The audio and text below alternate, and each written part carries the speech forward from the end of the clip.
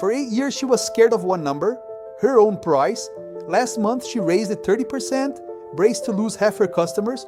4 left, 4. By the end of this, you'll know why the arithmetic says she could have lost half of them and been fine, and the exact kind of business where that stops being true. 11:40 at night, a Tuesday. An owner opens a small business forum and types 2 sentences and a confession. Raised my prices 30% expecting to lose half my customers. Lost 4. Then, I want to talk about what that says about the last 8 years. She never says what she sells. She doesn't have to. The part that hurts isn't the 4, it's the 8. 8 years. The same number, taped inside a cupboard door, printed at home, curling at the corners and fading in the sun. 8 years of every cost climbing and one price sitting perfectly still. And every year she had a very good reason not to touch it. Ask any owner what stops them and you get the same sentence back. I'll lose half my customers, not some. Half. That's the number the fear always picks, and nobody can tell you where it came from, so let's hand it a calculator. She raised her prices 30%. 4 people left. 4 out of a book she'd spent 8 years being careful with. So was she lucky? No, and it takes one line of arithmetic to prove it. Here's the rule almost no owner has ever been shown. The share of customers you can afford to lose after a price rise equals the rise, divided by the rise plus your margin. Check it.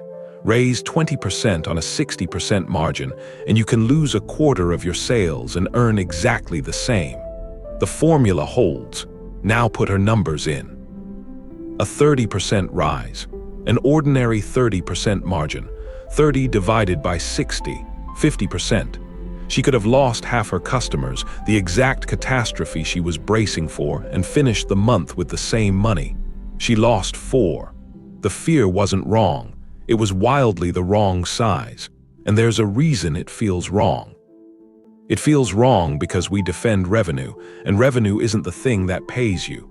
One job bills $100 and costs $70, 30 left. Bill $130 for identical work, same 70 of cost, and you keep 60. The price rose by 1/3. What you keep just doubled, which changes what one customer is even worth. Run it across 60 customers. 4 leave, 56 stay. Before, $6,000 in, $4,200 of cost, $1,800 left over. After, $7,280 in, $3,920 of cost, $3,360 left. 87% more from a smaller list. That isn't a raise, that's a different business. Which answers the sentence she actually wrote.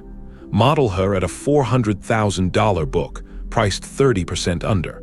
Correctly priced, the same work bills $520. That gap is $120,000 a year, almost pure margin, because none of her costs move. 8 years of being polite about it is the better part of $1 million. The most successful investor alive was asked what he looks at first in a business. Not the product, not the founder. He told a federal commission, the single most important decision in evaluating a business is pricing power. Then the line that belongs on every owner's forearm. If you need a prayer session before raising your price 10%, you have a terrible business. And he weights it that heavily because it's measurable. Harvard Business Review ran the economics of 2,463 companies. A 1% improvement in price moved operating profit 11%. McKinsey, separate data, got roughly 9. Price is 3 to 4 times the lever that selling more is. So why does nobody pull it? So back to the 4. If the fear is that badly calibrated, something has to explain why so few people actually walk. 3 reasons, and the first one isn't flattering. Kaplan and Narayanan measured customer profitability inside real companies and kept finding the same shape. Your best 20% don't produce 100% of your profit. They produce up to 300. The middle roughly break even. And the bottom 10 to 20% actively destroy 50 to 200% of it. On a book of 60, that's 6 to 12 people. She lost 4. A price is a filter, and hers had been running backwards for 8 years. The people most likely to leave over 30% are the ones who were only ever there for the number. The late payers, the renegotiators. What walked out wasn't revenue, it was overhead. And the second reason is even less romantic. Leaving is work. Roughly 6 in 10 drivers return to the same gas station without ever comparing a price, and that's a product with the price on a 15-foot sign.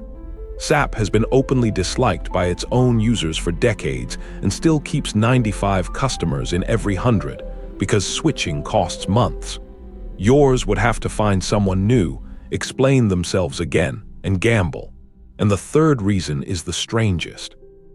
In 2008, researchers put 20 people in a brain scanner and gave them wine. The same wine twice, once labeled $5, once $45. They didn't just say the expensive one tasted better. The part of the brain that registers pleasure fired harder. The price didn't change the wine. It changed the experience of the wine. Your price isn't a number. It's a sentence about your work, and the customer reads it before they meet you.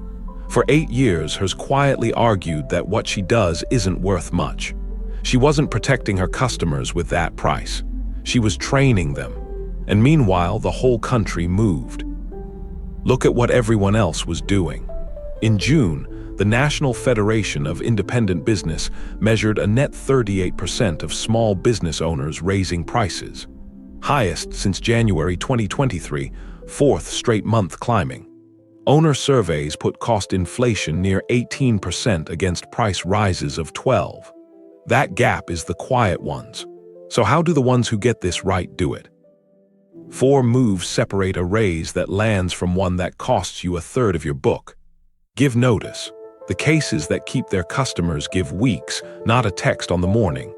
Change something visible at the same time so the number arrives attached to a reason. Raise everyone, or you've built a punishment for loyalty. And say it once without apologizing. Rolled out badly, a price rise is associated with a churn spike around 35%. Rolled out with 90 days of notice and a written list of what got better, one documented case saw churn barely move off baseline. Same percentage, same customers. The number was never the risk. The ambush was. But there is one business where 30% really does cost you half. Go back to Buffett's test because it's a diagnostic, not a boast. If your customer can get the identical thing at the same convenience from someone standing right next to you, if nobody knows your name, if the whole relationship is a search result and a number, then the fear is correct and 30% will hurt. That isn't a confidence problem. It's a business model problem. The owners who do test it keep reporting the same thing. One salon moved a cut from $40 to $65, cleaned up its menu, and reported revenue up 35% in 60 days. A cleaning business with 35 regulars adding $30 a visit adds $25,000 a year with no new customers. None of this is brave anymore. Here's what her post was really about. Never the 4 who left. The 8 years of a number nobody ever asked her to justify, including her. She didn't discover a pricing strategy. She discovered that the wall she'd stared at for 8 years was a curtain, and behind it was a conversation she'd already had, alone, 400 times. One last piece of arithmetic, and it decides whether the raise survives. At $100, a missed call costs you $100. At $130, it costs 30% more, and right after a price rise, the first 30 seconds of a call basically is the product. That's why owners like her use something we build at SAFIGO. A receptionist that answers within 2 rings, day or night, books the job into the calendar, and texts the details through. Raising your price raises the cost of every call you don't answer. So should you raise your prices 30%?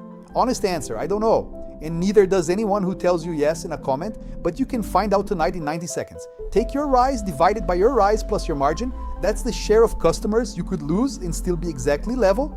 Compare it to the number your fear has been quoting you for 8 years.